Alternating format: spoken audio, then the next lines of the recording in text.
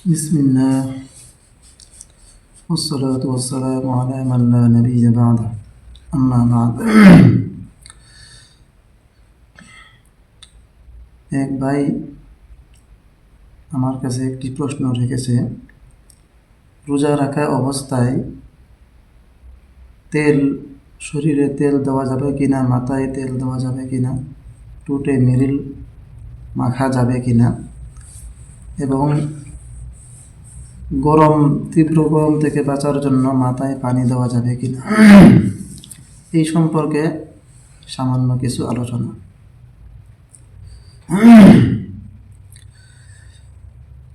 রোজা রাখা অবস্থায় মাথায় তেল দেওয়া যাবে।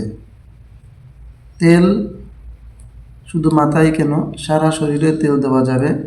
এমনকি কারো কানের ভিতরে যদি তেল দেওয়ার প্রয়োজন হয় তাহলে কানের ভিতরেও তেল দেওয়া যাবে। তবে নাকের ভিতরে তেল দেওয়া যাবে না।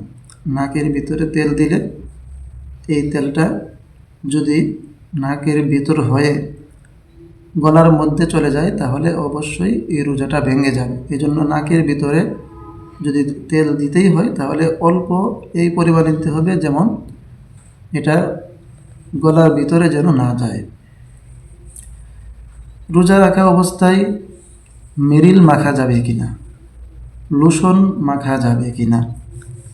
হ্যাঁ, রোজা রাখা অবস্থায় টুটে মেরিল মাখা যাবে এবং লোশন মাখা যাবে। তবে অবশ্যই সতর্কতা অবলম্বন করতে হবে যেন এই মেরিলটা আমার জিহ্বার সাথে মিশ্রিত না হয়ে যায় এবং জিহ্বা দিয়ে এটার স্বাদ যেন গলার ভিতরে চলে না যায়।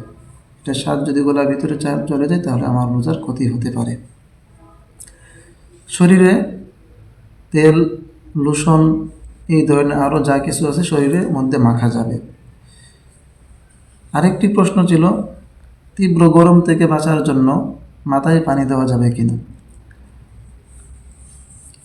তীব্র গরম হোক অথবা না হোক, আমরা আমাদের দৈনন্দিন প্রয়োজনে আমাদের শরীর পরিষ্কার পরিচ্ছন্নতার জন্য আমরা যেভাবে গোসল করি ওইভাবে মাথায় পানি দেওয়া যাবে। এটা নর্মাল বিষয়। যেভাবে আমরা গোসল করি ওইভাবে আমরা মাথায় পানি দিতেই পারি। এই জন্য এর দ্বারা রোজার কোনো ক্ষতি হবে না ইনশাআল্লাহ। এই জন্য আমার দর্শক বৃন্দ ভাইরা, রোজা রাখা অবস্থায় গোসল করা যাবে। তীব্র গরম থেকে বাঁচার জন্য, তীব্র গরম থেকে রেহাই পাওয়ার জন্য গোসল দেওয়া যাবে, মুখ ধোয়া যাবে, কুলি করা যাবে। তবে কুলি করতে গিয়ে একটু সতর্কতা অবলম্বন করতে হবে যেন কুলির পানিটা আমার গলার ভিতরে যেন চলে না যায়। এবং তেল মাখা যাবে, মাথায় হোক সমস্ত শরীরে হোক তেল মাখা যাবে। কানের ভিতরে তেল দেওয়া যাবে প্রয়োজনে। তবে নাকের ভিতরে তেল দিতে গেলে অবশ্যই সাবধানতা অবলম্বন করতে হবে যেন এই তেলটা গলার ভিতরে যেন চলে না যায়। লোশন ইত্যাদি মাখা যাবে, মেরিল মাখা যাবে টুটে। তবে সাবধানতা অবলম্বন করতে হবে এই মেরিলটা যেন জিহ্বার সাথে মিশ্রিত হয়, এর স্বাদ যেন ভিতরে যেন চলে না যায়। এই হলো আজকের সামান্য আলোচনা। আল্লাহ তাআলা আমাদেরকে কবুল করুন, আমিন।